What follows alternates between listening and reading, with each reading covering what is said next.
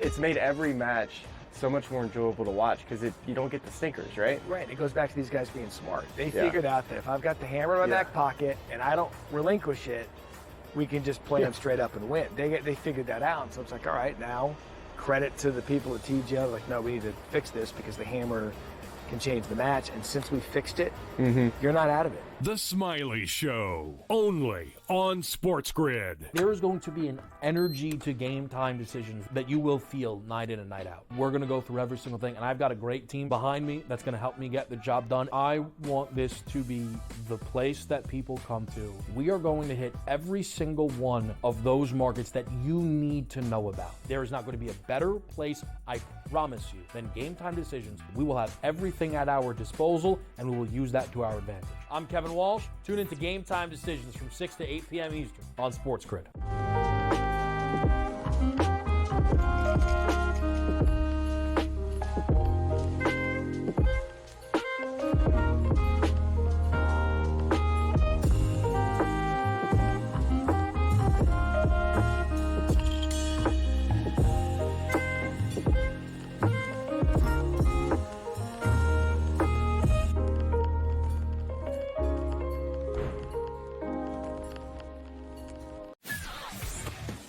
Off of the combine this weekend, there's been lots of anonymous sources and position coaches and all these things that sat down in interviews with him. A lot of teams allegedly don't see him as a first-round pick. Their big mouth that thinks they can do it either. They're embarrassing themselves. They all think they're so smart, everybody in this business. You're all a bunch of drips. Honestly, you don't know who's going anywhere. Pharrell Coast to Coast, only on Sport.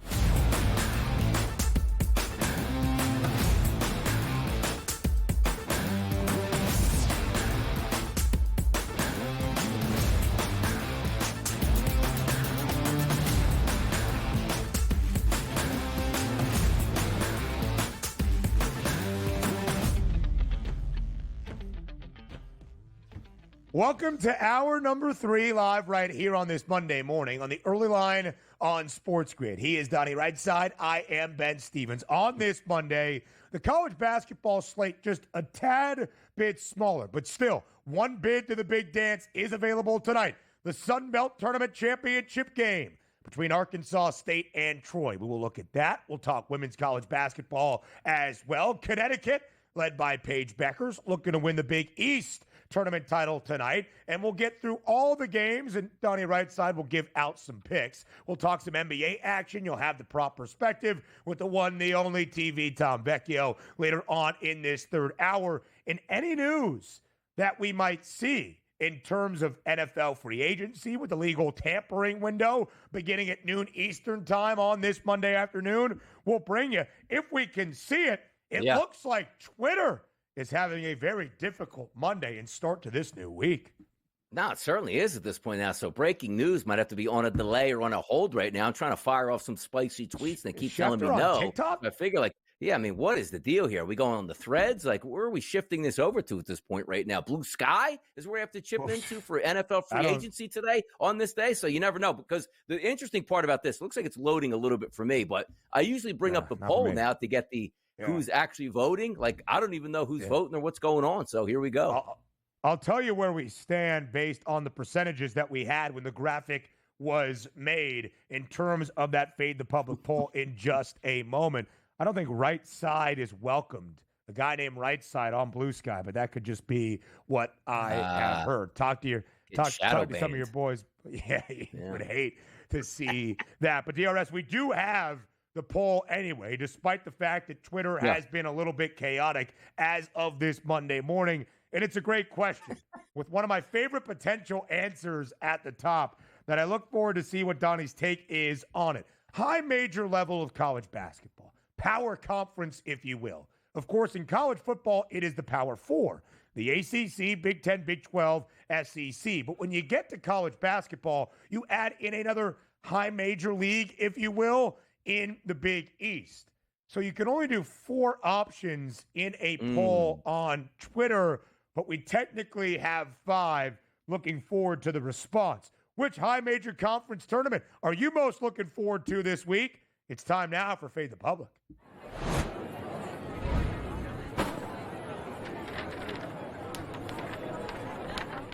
And you do wonder, with some of the issues and the technology that has been faced this morning, just how much of the public was able to put in their vote for this poll. But right now, Donnie, your 4 options, technically 5, the ACC or Big East, option 1, Big 12, option 2, Big 10, option 3, SEC, option 4. Pretty narrow race between the SEC and the Big 10. But with maybe the most anticipated SEC men's tourney ever. With so many quality teams, the Southeastern Conference does win the poll as of this moment, 40% of the vote. Which way did DRS get his vote down? Yeah, I don't believe this. Like, 'cause we're down right now. Was it like 1 vote for you for the Big Ten, which got the 36% right in that? Because I would have figured the Big Ten should have got lumped in with the Big East and actually gave them an actual fighting chance in there, where the Big 12 gets disrespected. The SEC we knew would be in first place. But I need to see if that voting had actually stopped at this point, because I'm shocked that the Big Ten got 36% of those votes in here. I need to see some actual updates when they start to come through here. Conference moves the needle. Conference that moves the needle. Garners a lot of attention in Indianapolis, and people paying the appropriate respect, in my estimation, to this nation's greatest sports hosting city, that is downtown Indy. To be able to host the Big Ten tournament in men's basketball immediately following a great women's tournament. Congrats to UCLA, winning their first Big Ten title against their crosstown foes from Los Angeles, USC, getting some revenge. UCLA might be that number 1 overall seed in the women's NCAA tourney selection Sunday, also just 6 days away. But Donnie, really the question for you, not what way did you vote, not are you fitting the public. What did you make of Joe Frizo, our producer extraordinaire, combining the ACC and the Big East in option number 1? And do you think most of that percentage voting-wise is the ACC, or do you think it's some love for the Big East? That's probably more love for the Big East, because Duke seems to be, again, Duke's not really a runaway victor in the ACC. It just appears that way. Like Clemson, like right on their heels along with Louisville. So not like, oh, this is going to be a predetermined function. But I do think the Big East just generates that nostalgia, because St. John's is back this year. It's always in Madison Square Garden. You always get those interesting things. Now, Shabazz Napier from 15 years ago at this point now, like you have those highlights already in there. The Allen Iverson days from the past, the Ray Allen days. You get all that hype there from there. So was it good? Was it Kemba? It wasn't Shabazz? Kemba. Cardiac Kemba. When did Shabazz go off, though? When did Shabazz go nuts? Shabazz also went off. Yeah. But the run that I think you're thinking of the 2011 run? I can't. It was UConn 10 or 15 years ago, whatever it was. Yeah. Okay. What did Shabazz do? Shabazz hit a natty. 2014, UConn. Yeah. I don't know. What was UConn's outlook in 2014? I know it was the one title that Kevin Ollie won, and it was like the anomaly. Let me go back. Let's take a look here on Ken Palm on what the numbers were for UConn. Might as well. They weren't great, 39th in terms of offensive efficiency, but that was out of the American. So the game in the Big East tournament, that run that you're thinking of was Cardiac Kemba, the step back against Pitt inside Madison Square Garden. Yeah, there you go. So there you go. The nostalgia's back in the Garden. Home court advantage. Well, we'll see if it plays out. But I sentimental for me for the Big East. Like when I was a kid growing up and cable TV first came in, like obviously being in New Jersey, Villanova just outside the city, upsetting Georgetown, like that was the place to be, was Madison Square Garden. So it holds a little bit of that nostalgia for me. Yeah, and then you saw, of course, what we had in terms of the overtime game against Syracuse. Incredible things when you think of Syracuse in the Big East tournament, Syracuse in the ACC tournament. Very, very different. But DRS, as we look at the odds for the high major tournament and the favorites in each league. St. John's, of course, the favorite inside Madison Square Garden. Will be really interesting to see what the 2-seed Creighton provides. UConn is the 3 seed. Xavier the 4, Marquette the 5. Marquette and Xavier will face off in their opening game on Thursday. Winner of that one, of course, will advance to semifinal Friday at the Big East tournament to take on St. John's. That will be really interesting, or more than likely St. John's. St. John's does have a game in the quarterfinals on Thursday as well. Creighton, a very peculiar team.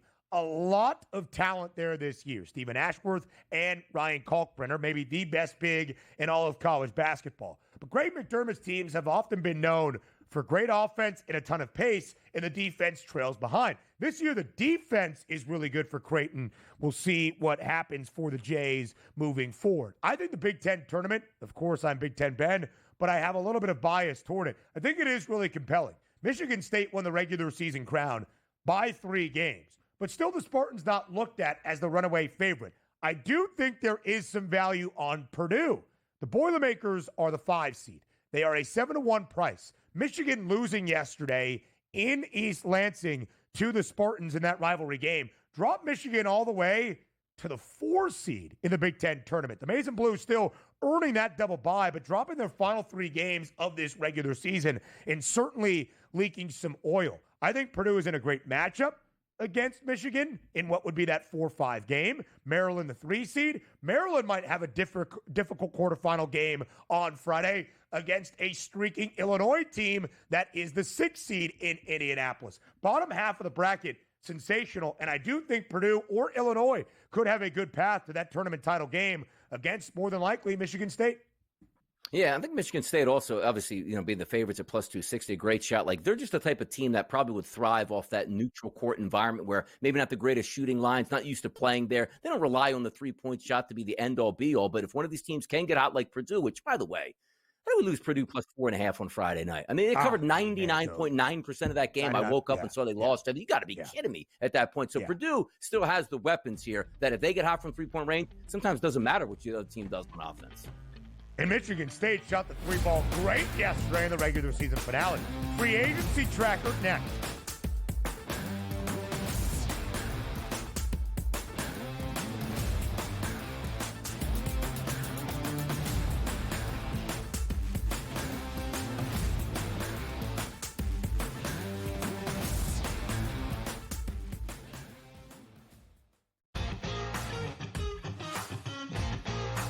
It's made every match so much more enjoyable to watch because you don't get the stinkers, right? Right. It goes back to these guys being smart. They figured out that if I've got the hammer in my back pocket and I don't relinquish it, we can just play them straight up and win. They figured that out. So it's like, all right, now credit to the people at TGL. Like, no, we need to fix this because the hammer can change the match. And since we fixed it, you're not out of it. The Smiley Show, only on SportsGrid. There is going to be an energy to game time decisions that you will feel night in and night out. We're going to go through every single thing, and I've got a great team behind me that's going to help me get the job done. I want this to be the place that people come to. We are going to hit every single one of those markets that you need to know about. There is not going to be a better place, I promise you, than Game Time Decisions. We will have everything at our disposal, and we will use that to our advantage. I'm Kevin Walsh. Tune into Game Time Decisions from 6 to 8 p.m. Eastern on SportsGrid.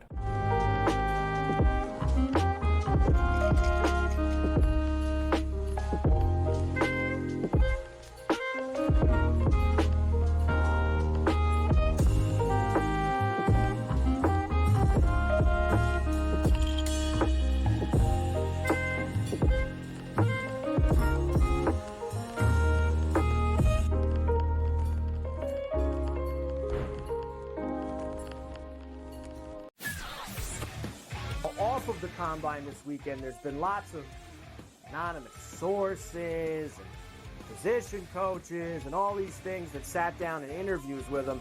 A lot of teams allegedly don't see him as a first-round pick. Their big mouth that thinks they can do it either. They're embarrassing themselves. They all think they're so smart, everybody in this business. You're all a bunch of drips. Honestly, you don't know who's going anywhere. Pharrell Coast to Coast, only on SportsGrid.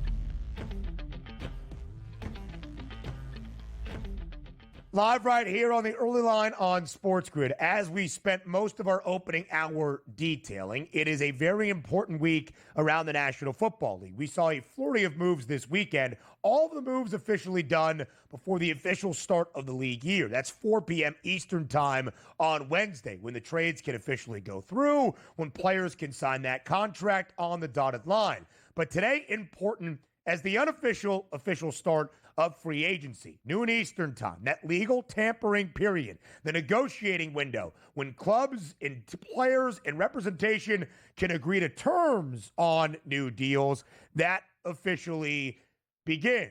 We could be seeing things happen right now, but Twitter being down at this moment, I don't know if Adam Schefter has TikTok, but he might want to get to it as quickly as possible. DRS will provide those free agency trackers throughout the next few days here, of course, early in the NFL offseason. But free agency, we think, is going to be a frenzy, although we have already seen a ton of big news in the last few days or so. Of course, maybe the biggest name to monitor, and it might sound tongue-in-cheek to call him the biggest name in the market, but truly he is. Sam Darnold. Where does the quarterback end up in 2025? With the Seahawks trading away Geno Smith, there is already some speculation that would be a natural landing spot. So the question is where, and then maybe how much. In terms of how much money per year does Sam Darnold garner at the quarterback spot? What will that tell us about the inflated salaries at the quarterback position? It is going to be interesting where he does go, but I think we're figuring right now it's probably going to be Seattle. The other landing spot you'd figure would be the Pittsburgh Steelers. Not much smoke coming out, but we know that could change where if you are an agent, and let's just say Sam Darnold is settled in Seattle, and you're not getting exactly what you want, you pick up the phones, you use some of these beat writers. Hey, Steelers now checking in. Carolina now checking in. Miami now checking in to create that bidding market out here for a certain said player. But for me, I think Sam Darnold's going to get a pretty penny because understand this. We keep saying, did you see the contracts that were given out yesterday by basically free agent football players? Imagine if you get the free agency, and as you just said, you're getting a bidding war. Like, again, you just start with the quarterback. Teams always need a quarterback. As long as you have two people interested, there's no limit to what that number could be. So I'm interested to see how quickly Sam Darnold signs. I don't think, to be honest, let's put it like odds on this. Sam Darnold's going to sign today, right? He doesn't even make it like into tomorrow, I would feel. I think so. Don't forget, last year, the biggest move of the offseason was another quarterback leaving Minnesota. That was Kirk Cousins. He signed that 4-year, $180 million deal with Atlanta almost as soon as that negotiating window opened up. Donnie, we call it the legal tampering period. Like there hasn't been phone calls and conversations happening the last few weeks and certainly the last few days for Sam Darnold and his representation with various other spots around the National Football League. We like to play front office exec here on the early line, and I think that is going to be a part of the question. How much and what is the length of the contract for Sam Darnold? If you are a GM, if you are John Schneider in Seattle, Donnie, what seems to be fair market value? What would you be willing to spend to make Sam Darnold your starting quarterback? I mean, just saw a guy sign for, an average value of $55 million, but got all that guaranteed money. If he is hitting the open market, are we going to be surprised? Like, well, first of all, let's credit by this. Seattle Seahawks didn't want to pay Geno Smith, let's just say $35 million. We'll call it $30 million, just give it a round number at this point. Darnold's going to get more than that. So he's probably going to get 35 plus. And what's a good, because we have such an interesting dichotomy on like when Brock Purdy signs. The reason I'm bringing up other quarterbacks just to try to frame this. Like the one that throws everything out is the Baker Mayfield deal to Tampa Bay, where I go, wait, I get a Pro Bowl quarterback for about $30 million a year. Like, why am I signing you to $45 million? I'd rather have Baker Mayfield. Now, granted, that now happened a few off seasons ago and sort of negates what you're getting this year. But I put it this way, surprising to me if Darnold doesn't clock in at $35+ million per year at his age. If I put a round number on that, I'd go $40 million for Darnold. That's crazy. No, that's what a starting makes, particularly on the free agent market. Baker signed a 3-year, $100 million deal, $33 million per year AAV last offseason because he proved it in Tampa. And then they were still like, all right, but can you continue to prove it and raise our ceiling? You would say that Baker Mayfield has done that. If Mayfield were to hit the open market again, that number would no longer be 33 mil, but you kind of feel as though that's the same philosophy for Sammy D. You are a veteran presence. You can provide a stable floor. Are you going to elevate our ceiling to be a playoff contender if we're expected to win 7 to 8 games? If we're even more than that, the Pittsburgh Steelers, a perennial playoff team, can you make us a true conference contender?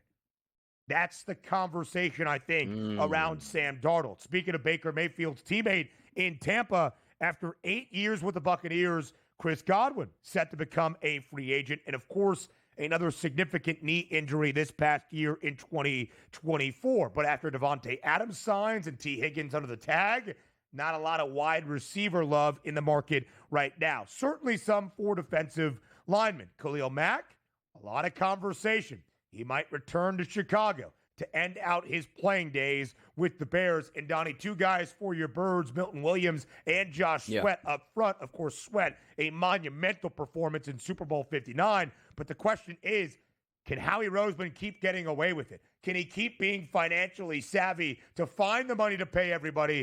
I think that's the question for both of those D linemen in Philadelphia.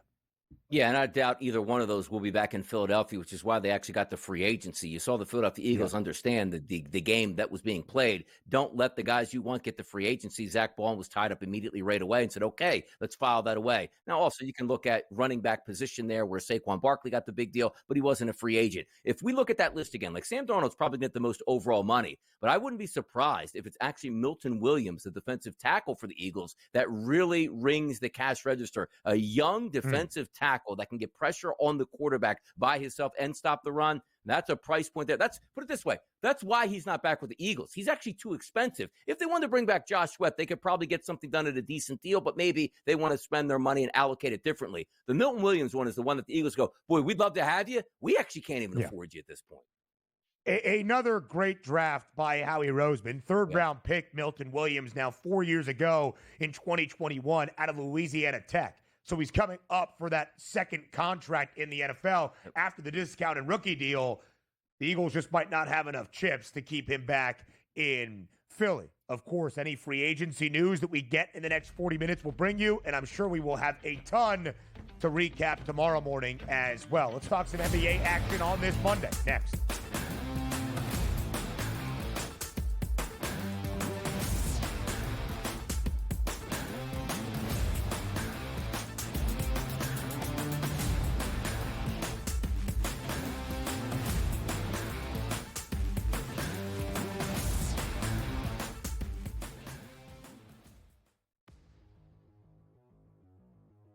Play a little game of true or false, fantasy or reality is what we used to call it.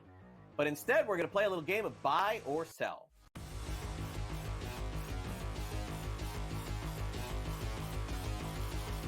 Rafael Devers had a press conference and basically said, I ain't moving off third base. I'm a third baseman. I won't play DH. I won't play anywhere else. Alex Bregman was just signed, so how's this going to work out? Buy or sell, George? Devers will start more games at third than Bregman this season. Is that a buy or sell? Yeah, Devers is a horrific third baseman. All right, he's bad. I think he ranks dead last in the league here. I think Cora is going to talk to Devers. Apparently, they are close. He just, listen, you got to move, buddy. I'm sorry. You got to move. We're a better team with Bregman up there. I think he's dug in here, man. I don't know. I know that there was a report a few days ago that they were talking about it and, sort of working things out. But I think in the end, cooler heads will prevail. But I don't know when that's going to be. I'm going to buy this. I'm going to say that Devers starts like 90 games at third base this season. And I think that'll probably be the compromise here. I think that Bregman will start some. Devers will start some. Bregman's still a Gold Glove third baseman at this stage of his career. It doesn't really add up. The other thing that happened is over the course of Big Papi's career, he moved off first base. He went to DH. And Big Papi was Devers, right? I mean, pretty similar in stature there. But Devers just seems to be really dug in on this. I think if it was going to happen, George, we would know by now. And it hasn't. We just heard that it may. So I am going to buy. I don't think Devers plays 150 at third base or even 140 or anything like that. But I do think he plays more than Bregman at third. I think that they have a compromise when they play both. Fantasy Sports Today, only on SportsGrid.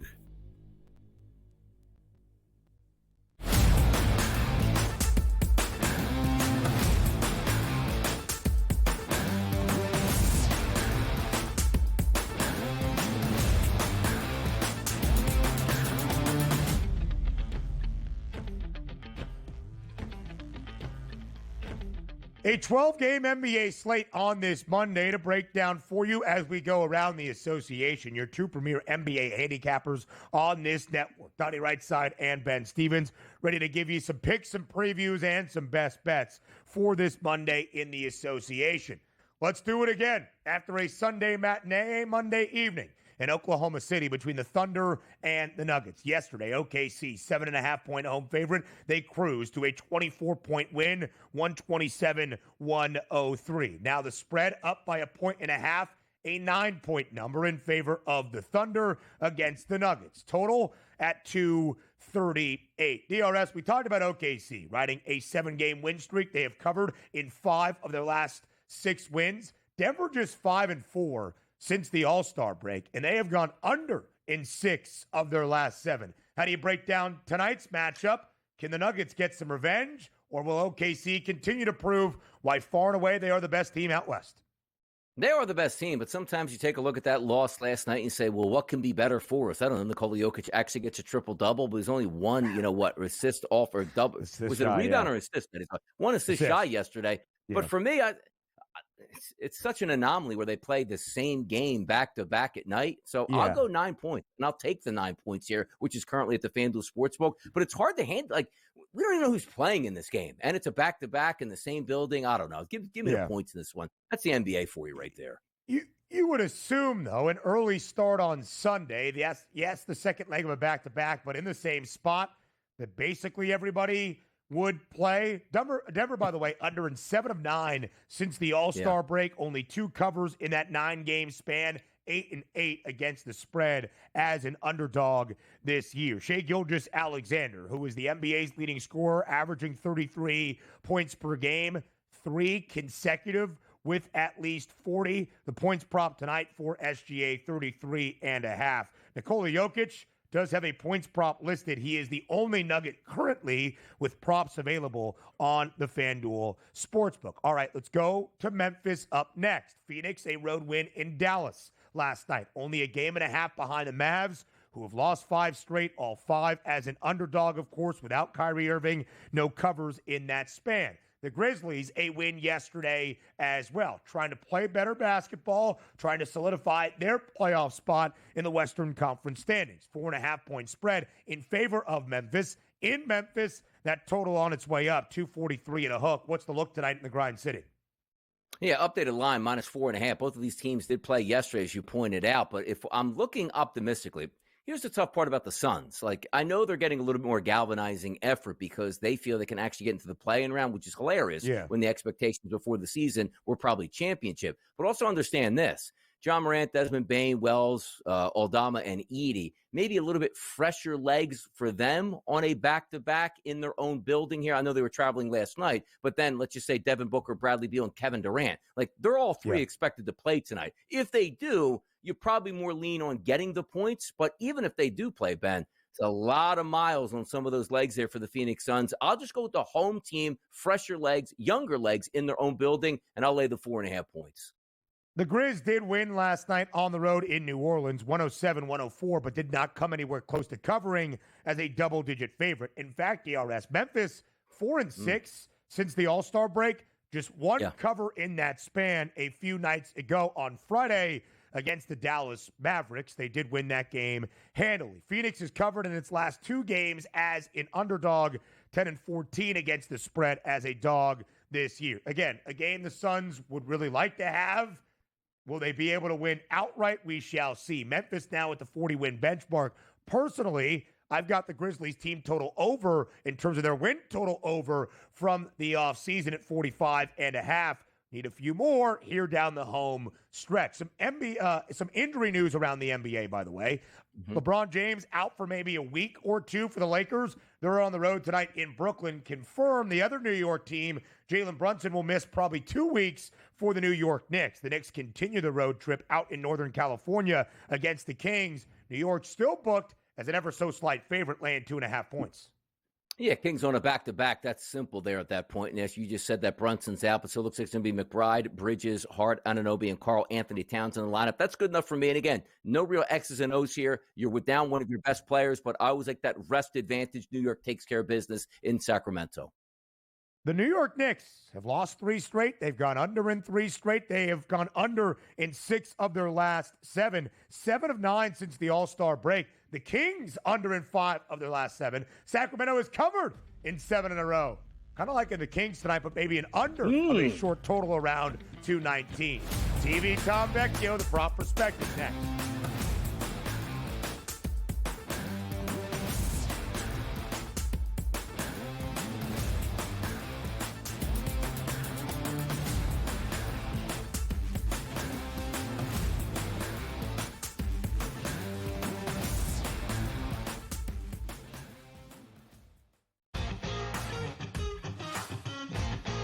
Which is a great place to be.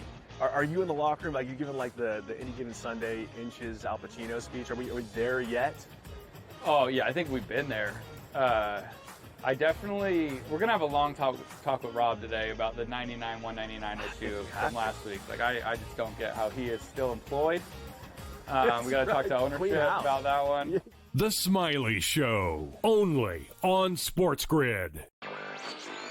Possible that while every other state is trying to copy New York and get that 51% tax on sports betting, is it possible that New York will actually lower their taxes? That's surprising. Question is, of course, what sports books could go there. I mean, we're already at 9 that are the biggest ones out there in the market. So, I mean, who are you really missing? Newswire, only on SportsGrid.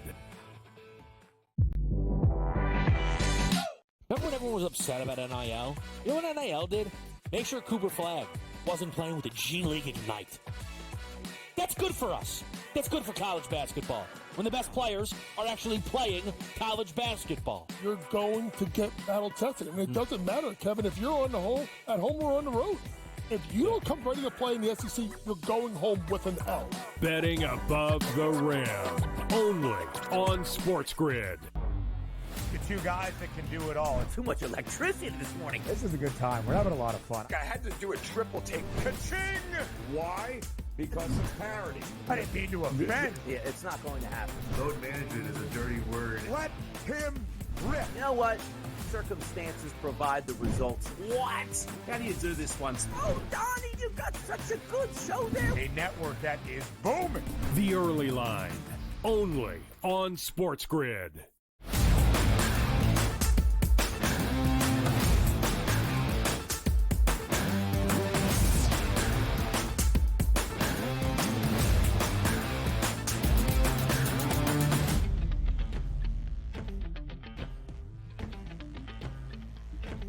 TV Tom Vecchio joins us here on this Monday morning for his prop perspective for a Monday night slate, but also a look back on the trade deadline in the National Hockey League on Friday, a bunch of blockbuster moves and what it means for the stretch run on the ice this season. Vecchio, as always, we appreciate the time. Thanks for being here.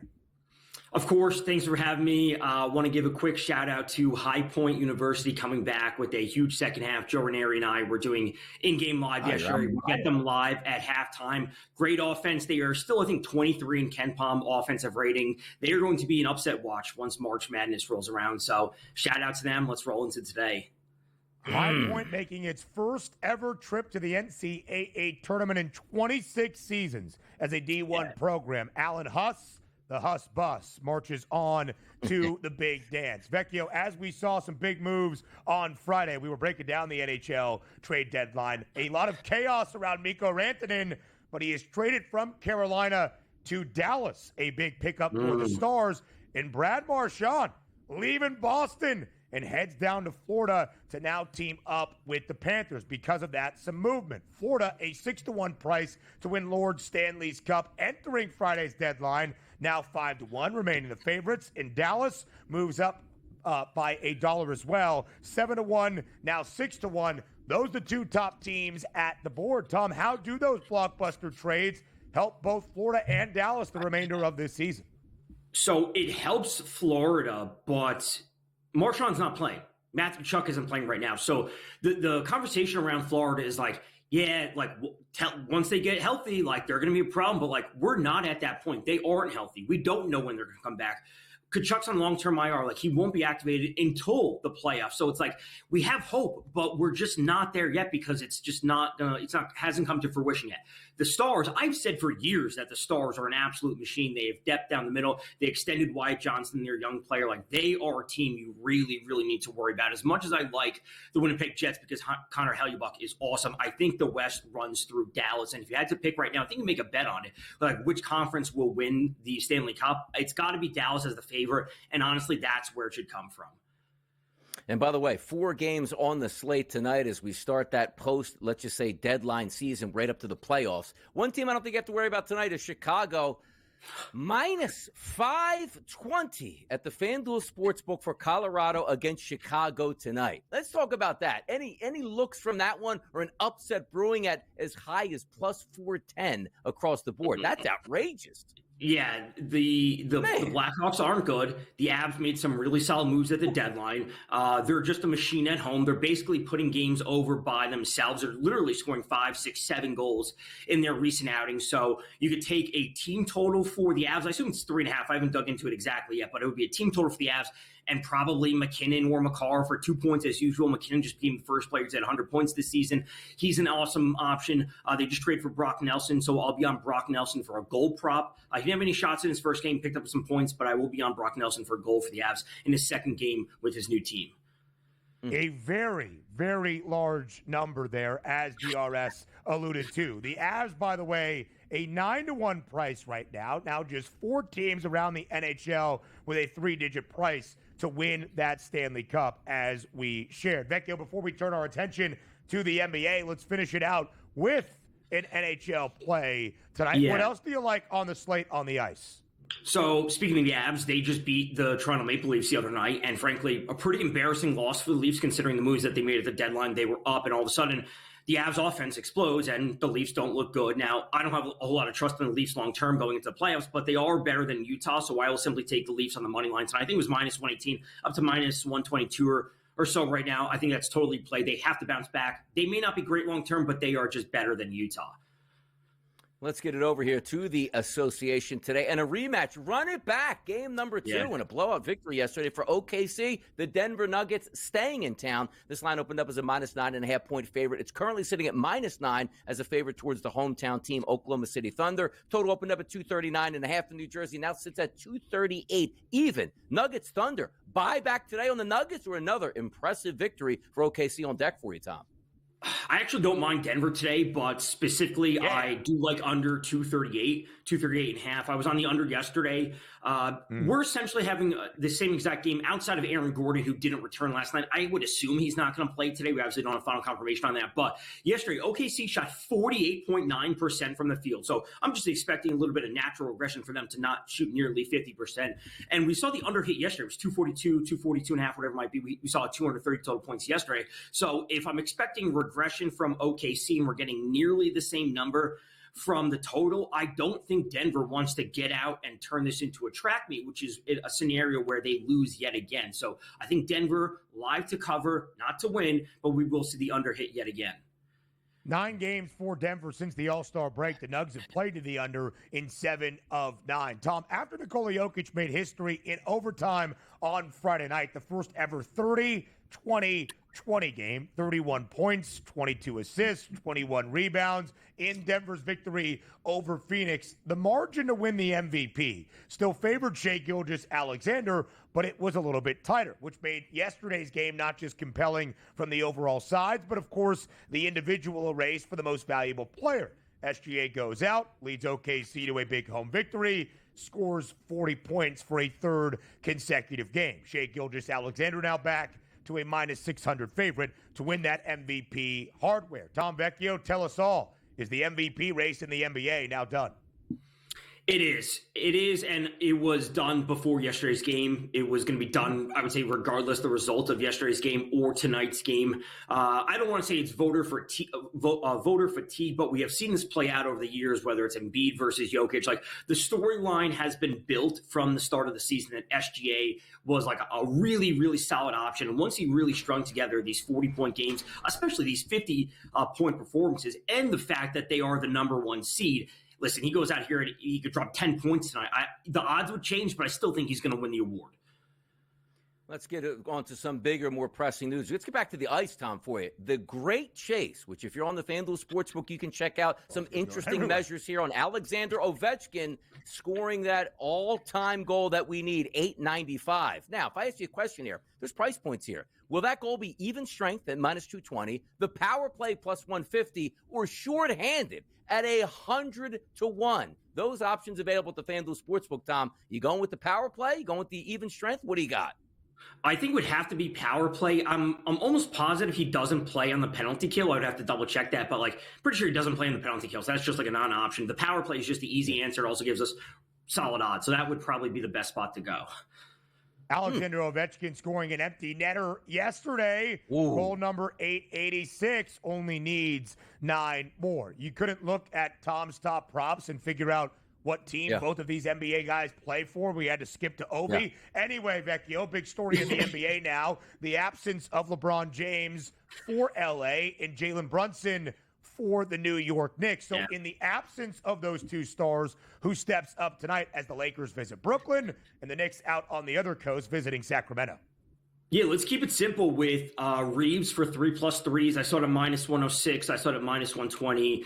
We did get some news that I forget who got ruled out for the Lakers a little while, Hayes maybe. But I like the matchup going up against Brooklyn. They're allowing 13.7 threes per game over the last 3. That's the 12th worst in the league. When we look to Lakers when LeBron is out, we see Reeves. He's hitting 4.28 threes per 36. He's also attempting 10.42. So again, this doesn't have to be like a super high efficiency. We will look to Reeves for 3+3 threes, and then Josh Hart over 24.5 points plus rebounds. The Kings are allowing 21 points per game and 7 rebounds per game to opposing small forwards. And this is really a mark that Hart can get to even when it was, Cat off, Cat on, Brunson off, Brunson on, doesn't matter. He's just always been doing this double-double role. And again, we have the Kings on the second night of a back-to-back, so I will take Hart putting up some solid production tonight.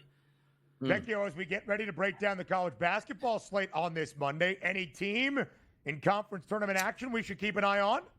I have yet to look at today's schedule, but I had a big upset because of Pepperdine last night. What are you doing all Sunday? Sunday, I was working. I was doing in-game live. It was working out. It's just a conference tournament. It moves forward. More on the early line next.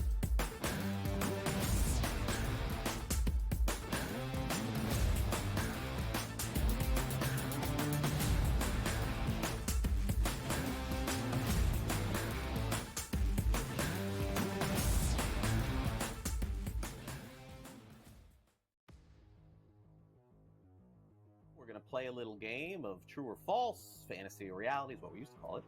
But instead, we're going to play a little game of buy or sell.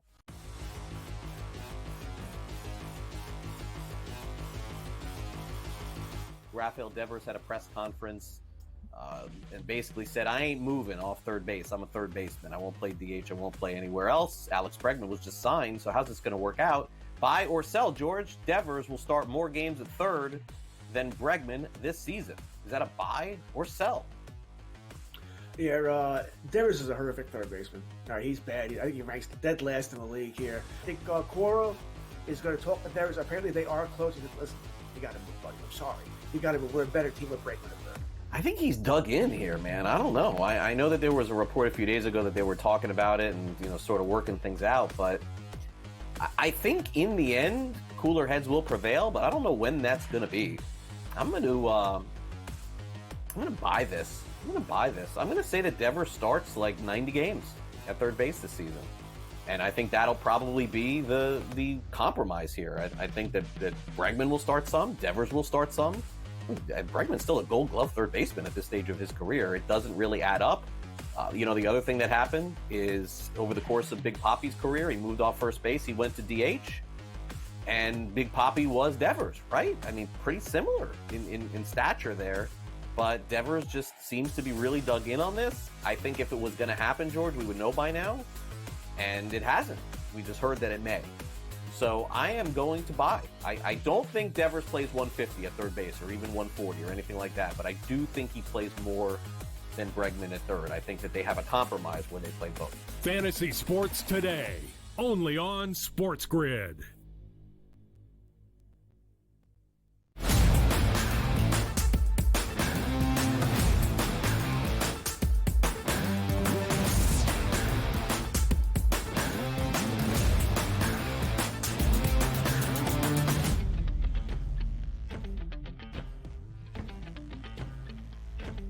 Live right here on the early line on Sports Grid. It is a Monday that really conference tournament week picks up. We've got 2 spots in the NCAA tournament up for grabs tonight. We'll break it down. But, Donnie, before we get there, just quickly some NFL news as the insiders can get back on Twitter and get some things out. J.C. Horn, the cornerback for Carolina, a Pro Bowler, is now the highest paid DB in NFL history. A 4-year, $100 million deal with $70 million guaranteed. That is a $25 million per year AAV. J.C. Horn, one of the anchors of that defensive side for a Panthers team that should be feeling rather optimistic entering this offseason, is staying in Carolina.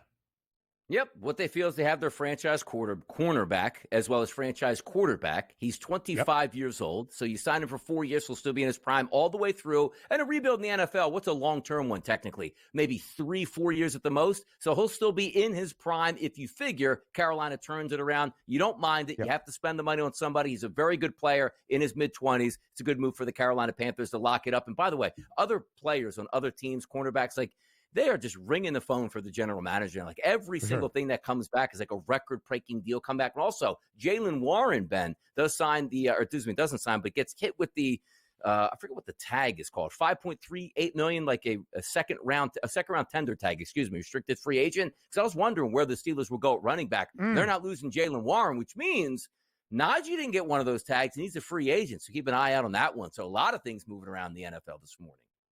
A lot of stuff happening out of Pittsburgh that will continue noon Eastern time. The official legal tampering window underway, but maybe some illegal non-tampering window happening earlier over the weekend. There will be a flurry of moves we expect on the really first full day of free agency around the NFL that we'll have for you tomorrow morning. 2 spots into the men's NCAA tournament. 2 tickets looking to be punched tonight. First, we start in the Sun Belt Championship, the gauntlet that it was. As Donnie and I were breaking it down, right? The 1 seed, South Alabama, the 2 seed, James, they got buys all the way until yesterday in the semifinal round, but they took on the 3 and 4 seeds and got beat. Arkansas State, who was the favorite to win the Sun Belt men's tournament and get that automatic bid to the big dance, is the ever so slight favorite tonight against Troy. DRS, let's start in the Sun Belt, then we'll get to the SoCon and the matchup between Furman and Wofford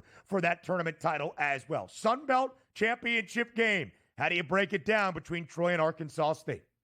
It's kind of tough. Like, liking Arkansas State yesterday, bet them at that point. And by the way, only when what was the final score? Was it 74-71, something like that? I'd needed them to cover minus 4.5.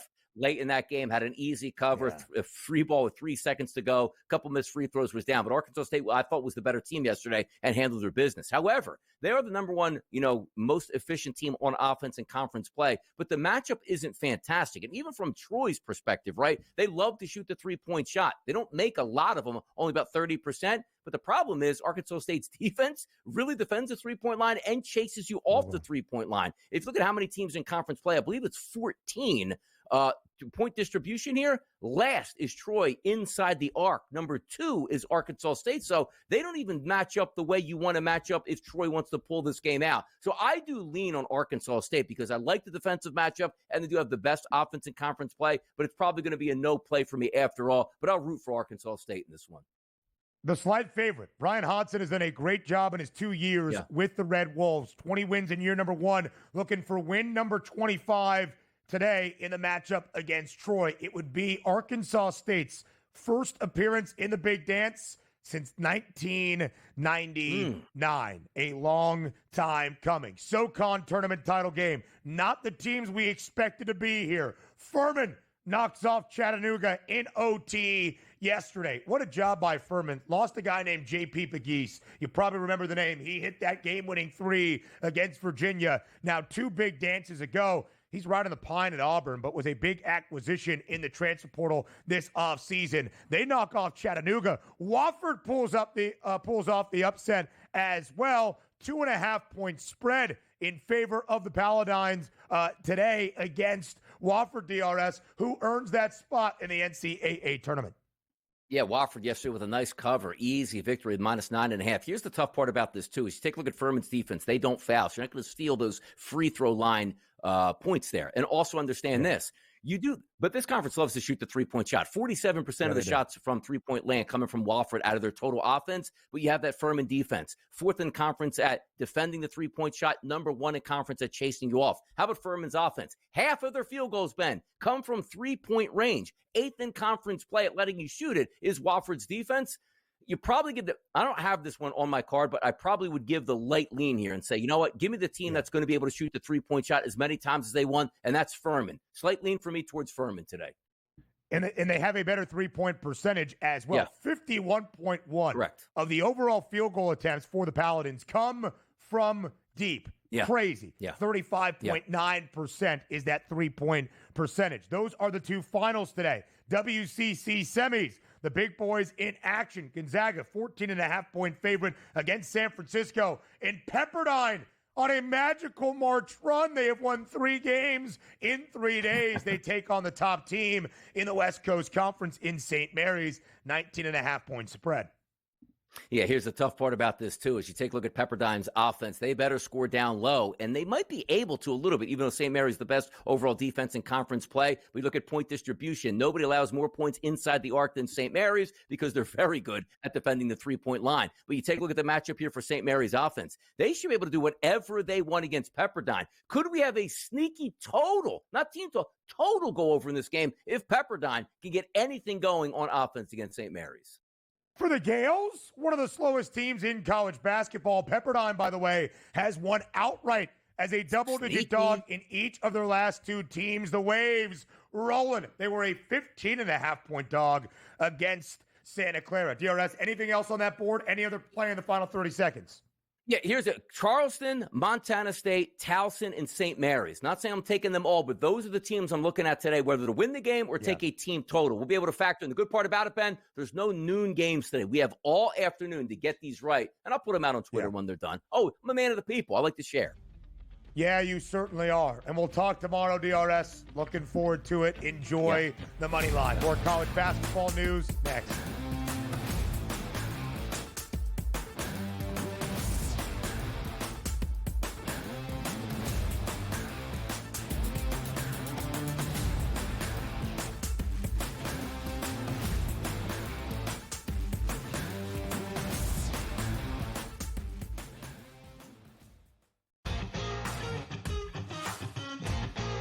Which is a great place to be. Are you in the locker room, like you giving like the Any Given Sunday Inches Al Pacino speech? Are we there yet? Oh yeah, I think we've been there. We're gonna have a long talk with Rob today about the 99-199 issue from last week. Like I just don't get how he is still employed. We gotta talk to ownership about that one. The Smiley Show, only on SportsGrid. Possible that while every other state is trying to copy New York and get that 51% tax on sports betting, is it possible that New York will actually lower their taxes? That's surprising. The question is, of course, well, what sports books could go there? I mean, we're already at 9 that are the biggest ones out there in the market. So, I mean, who are you really missing? Newswire, only on SportsGrid. Remember when everyone was upset about NIL? You know what NIL did? Make sure Cooper Flag wasn't playing with the G League Ignite. That's good for us. That's good for college basketball. When the best players are actually playing college basketball. You're going to get battle tested. And it doesn't matter, Kevin, if you're at home or on the road. If you don't come ready to play in the SEC, you're going home with an L. Betting above the rim, only on SportsGrid. The 2 guys that can do it all. Too much electricity this morning. This is a good time. We're having a lot of fun. I had to do a triple take. Ka-ching! Why? Because of parity. I didn't mean to offend. Yeah, it's not going to happen. Load management is a dirty word. Let him rip. You know what? Circumstances provide the results. What? How do you do this one? Oh, Donnie, you got such a good show there. A network that is booming. The Early Line, only on SportsGrid.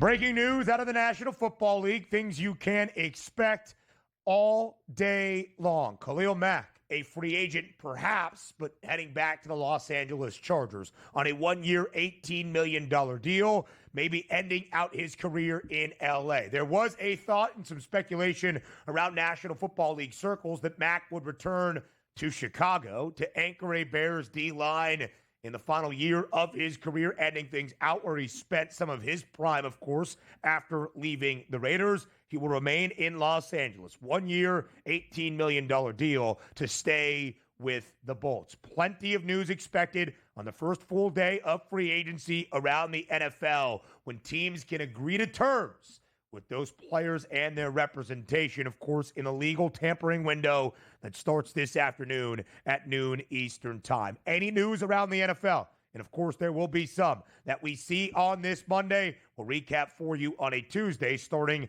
at 8 a.m. Eastern. But on this Monday, so much good college basketball. And that includes in women's college hoops as well. UConn, the national championship favorites, looking to claim the Big East tournament title today against Creighton. The Connecticut Huskies, an 18.5-point favorite to knock off the Jays and claim the Big East crown, trying to make sure they can be a 1 seed in the NCAA women's tournament. But because of the fact the Big East on the women's side, not nearly as strong as the Big Ten, the SEC, heck, even the Big 12 or ACC this year, UConn doesn't have some of the strong metrics that others do. Could all 4 1 seeds hail from 2 leagues like South Carolina and Texas out of the SEC, USC and UCLA out of the Big Ten? Perhaps. But again, those national championship odds as of this moment. UConn a co-favorite alongside South Carolina. Paige Beckers and the Huskies.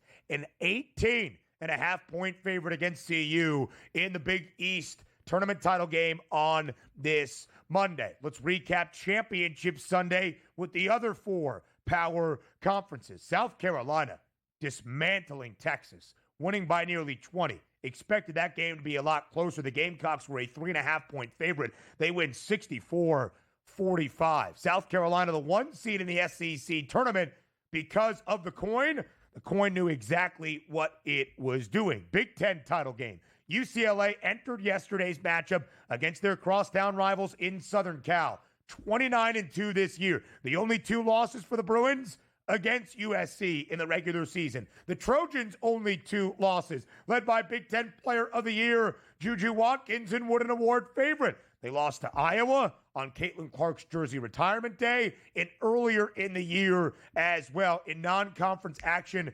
Blanking on the team. I looked this up. Was it Louisville?